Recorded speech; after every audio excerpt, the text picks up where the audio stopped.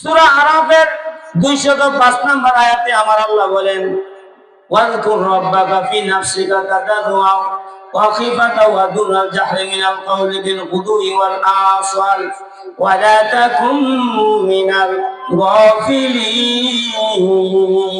আল্লাহু আকবার। আল্লাহ রাব্বুল আলামিন তার বন্ধুকে ডেকে বলেন, ওয়াজকুর রাব্বাকা ফি নাফসিকা, হে নবী আপনি আপনার রবকে, আপনার রবের জিকির করেন, আপনার রবের জিকির করেন। ওয়াজকুর রাব্বাকা ফি নাফসিকা তাদাররুআ ওয়া খিফাতা, ধীরে ধীরে বিনীতভাবে, বিচলিত কণ্ঠে, উচ্চ কণ্ঠে নয়, আস্তে আস্তে, ধীরে ধীরে। বুঝতে পারছেন? ধীরে ধীরে আপনার রবের জিকির করেন। দুনাল কাউলি বিল গুদুই ওয়াল আসাল, সকাল এবং সন্ধ্যায়। এই সকাল এবং সন্ধ্যা বলতে সর্বক্ষণ 24 ঘন্টাই আল্লাহর জিকিরের মধ্যে আপনি থাকবেন। সুবহানাল্লাহ। কয় ঘন্টা? 24 ঘন্টা আপনার রবের জিকিরের মধ্যে থাকবেন।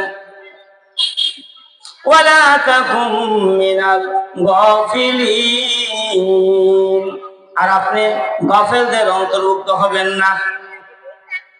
যদি জিকির থেকে আপনি বিরত থাকেন তাহলে শয়তান আপনাকে কি করবে? ওয়াসওয়াসা দিবে।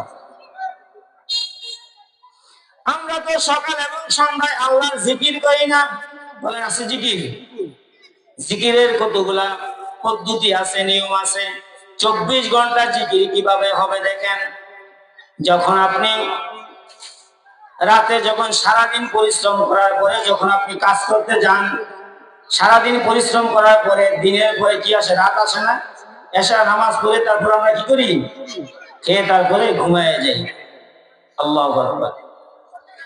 আল্লাহ নবীর সুন্নাত কত চমৎকার, নবীর আদর্শ কত চমৎকার।